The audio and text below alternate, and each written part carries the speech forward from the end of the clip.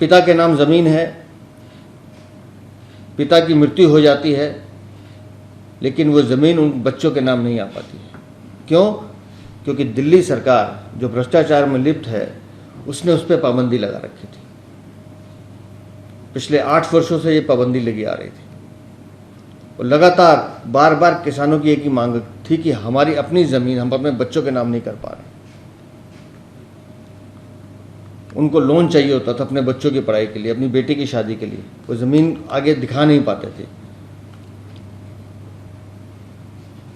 तो उस समस्या को लगातार हमारे सांसद माननीय उपराज्यपाल जी से, माननीय गृह मंत्री जी से लगातार इस पर चर्चा करते रहते थे कि ये ऐसी समस्या है जिसका समाधान तुरंत होना चाहिए।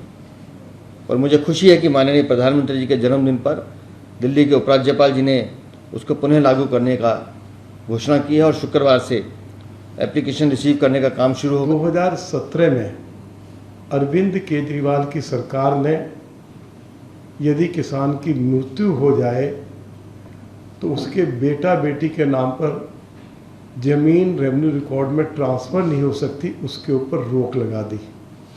लंबे समय से भारतीय जनता पार्टी इसके लिए संघर्ष कर रही थी और इसमें जो सफलता हमें मिली है उसमें हमारे दिल्ली प्रदेश भारतीय जनता पार्टी के अध्यक्ष आदरणीय श्री वीरेंद्र सचदेवा जी ने हम सभी देहात के लोगों की बहुत सहायता की है। दूसरी बात, मैं आप सभी को ये जानकारी देना चाहता हूँ कि लंबे समय से हम एक मुद्दा विधानसभा के अंदर भी, विधानसभा के बाहर भी उठाते रहे कि दिल्ली के जो अर्बनाइज विलेजेस हैं उनके लिए 1500 करोड़ रुपया सरकार के खाते में पड़ा हुआ है। उस धनराशि को शहरीकृत गांवों के विकास पर खर्च किया जाए। मुझे इस बात की खुशी है कि दिल्ली के ऑनरेबल एलजी श्री विनय कुमार सक्सेना जी ने दिल्ली देहात के गांवों के विकास के लिए 960 करोड़ रुपया उपलब्ध करा दिया है और ज़्यादातर गांवों में विकास के कार्य शुरू हो गए हैं।